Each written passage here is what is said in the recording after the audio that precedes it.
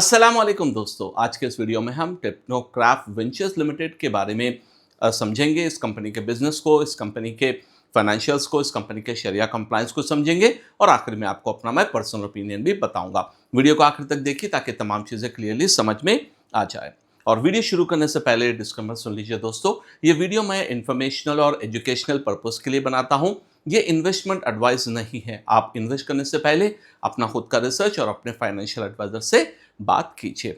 चलिए देखते हैं इस पर्टिकुलर कंपनी का बिजनेस क्या है, ये कंपनी क्या बिजनेस जो है करती है। तो अब यहाँ पर देख सकते हैं ये कंपनी इनकॉर्पोरेट हुई है अक्टूबर 1998 में और ये कंपनी का जो प्राइमरी बिजनेस है वो पब्लिक इंफ्रास्ट्रक्चर डेवलपमेंट के नाम से, जिसमें ये इंजीनियरिंग, प्रोक्योरमेंट और कंस्ट्रक्शन यानी ईपीसी प्रोजेक्ट्स वगैरह करते हैं। And company works across multiple infrastructure sectors delivering projects mainly for state governments and government agencies in northern India, Uttar Pradesh, Uttarakhand, Rajasthan and national capital territory of Delhi. यानी ये कंपनीज क्या ऑफर करती है डिफरेंट गवर्नमेंट एजेंसीज के लिए? Water and waste water infrastructure, designing and building waste water supply schemes, इसी तरह roads and highways के प्रोजेक्ट्स भी ये लेती है। इसी तरह अर्बन इंफ्रास्ट्रक्चर में जहां पर रेजिडेंशियल बिल्डिंग्स हो या सेक्टर लेवल प्लानिंग वगैरह करती है। इसी तरह पावर डिस्ट्रीब्यूशन सर्विसेज जैसा इलेक्ट्रिफिकेशन के स्कीम जो गवर्नमेंट लाती है उसके लिए, और साथ ही साथ trenching and micro tunneling works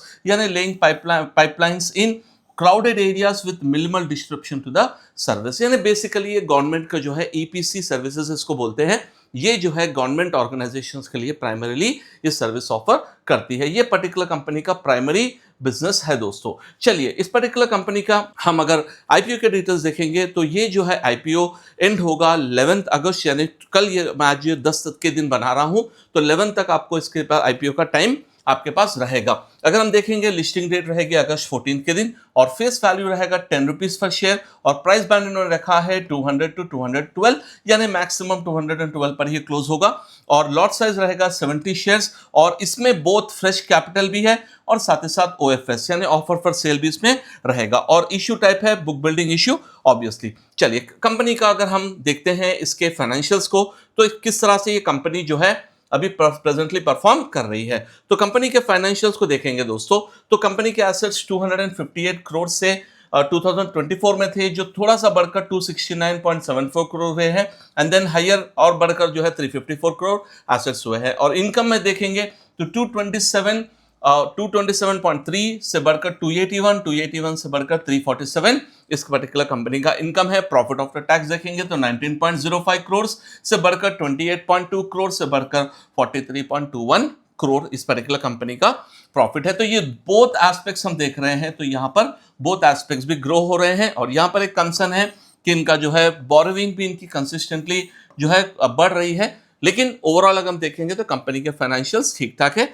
कोई यहाँ पर नेगेटिव कंपनी के फाइनेंशियल्स में ज्यादा नहीं दिख रहा है, लेकिन एक छोटी सी कंपनी है और इनका रेवेन्यूज और इनके जो है प्रॉफिट्स भी in terms of company point of view थोड़ा सा कम है। अगर हम केपीआईज की बात करेंगे तो आरओई है इनका 26.1%, आरओसी है 27%, डेट टू इक्विटी रेशियो है 0.11, रिटर्न ऑन नेटवर्थ है 26.51%, प्रॉफिट मार्जिन 12.5%, एबिटा मार्जिन भी 20% और एनएवी वैल्यू 54 और प्राइस टू बुक वैल्यू है इनका 3.91। यानी इन फैक्टर्स पे हम देखेंगे दोस्तों, इन तमाम फैक्टर्स में हम जनरली अच्छी कंपनी के लिए 20% का जो है एक्सपेक्टेशन करते हैं।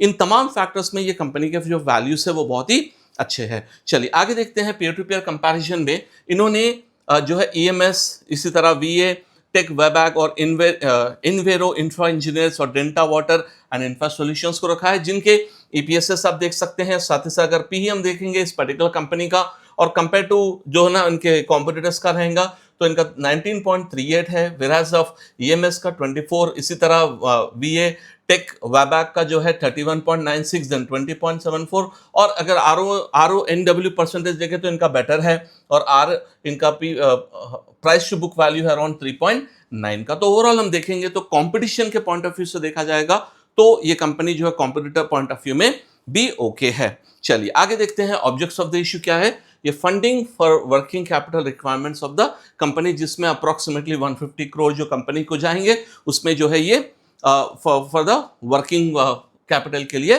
यूज़ किया जाएगा। अगर हम इस पर्टिकुलर कंपनी का जीएमपी की बात करेंगे तो प्रेजेंटली जीएमपी आ रहा है 10.85%, आज का जो मैंने ये स्क्रीनशॉट लिया है। लेकिन अब ये देखिए 100% तो हम ये नहीं बोल सकते कि भाई ये ऊपर ये नीचे भी हो सकता है, थोड़ा पॉसिबिलिटी है अप एंड डाउन होने का। अगर हम शरिया कंप्लायंस की बात करेंगे, नेचर ऑफ द बिजनेस हलाल है और debt to market cap ratio भी ओके है, तो यहाँ पर इस शरिया कंप्लायंस जो हम यूज़ करते हैं, मैं यूज़ करता हूँ, इस्लामिकली के मुताबिक ये हलाल कंपनी है। और मेरा पर्सनल अगर ओपिनियन कहूँ तो कंपनी का ऑपरेटिंग है इंफ्रास्ट्रक्चर इंडस्ट्री में, जो बहुत ही कॉम्पिटिटिव है, बहुत सारे कंपनीज है और गवर्नमेंट्स का जो है बहुत बहुत सारे प्रोजेक्ट्स है, गवर्नमेंट डिपेंडेंट प्रोजेक्ट्स इनके होते हैं। अब जैसे कि मैंने बताया कि top line bottom line grow हुआ है, और लेकिन अगर हम देखेंगे कंपनी का ओवरऑल बिजनेस मॉडल और उसके हिसाब से जो प्राइसिंग है वो मुझे एग्रेसिव लगी है इस वजह से। और जीएमपी भी इसका 10% है, पता नहीं है जो आगे जाने के बाद में कल क्या होगा। So we have to look at that aspect also. लेकिन पर्सनली जो है इंफ्रास्ट्रक्चर कंपनी जो इस तरह के होते हैं, मैं पर्सनली उनमें अप्लाई नहीं करता। मोस्ट ऑफ द टाइम वहाँ पर आपको थोड़ा सा लिस्टिंग आने के बाद उसके बाद जो है नेगेटिव भी जाने के बहुत ज़्यादा चांसेस होते हैं। तो personally I am not going to apply. और डिस्क्लेमर सुन लीजिए दोस्तों, ये वीडियो मैं इन्फॉर्मेशनल और एजुकेशनल पर्पस के लिए बनाता हूँ, ये इन्वेस्टमेंट एडवाइस नहीं है। आप इन्वेस्ट करने से पहले अपना खुद का रिसर्च और अपने फाइनेंशियल एडवाइजर से बात कीजिए। उम्मीद है आपको ये वीडियो पसंद आया है। पसंद आए तो हमारे इस चैनल को सब्सक्राइब कर लीजिए और बेल आइकॉन पर प्रेस कर दीजिए। अस्सलामु अलैकुम।